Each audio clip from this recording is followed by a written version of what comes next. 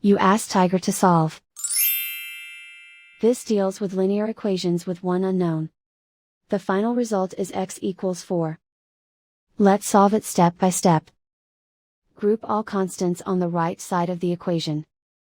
Subtract 9 from both sides.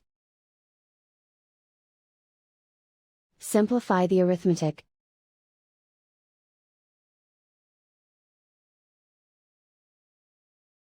Isolate the x. Divide both sides by 2. Simplify the fraction. Find the greatest common factor of the numerator and denominator. Factor out and cancel the greatest common factor. And so the final result is x equals 4.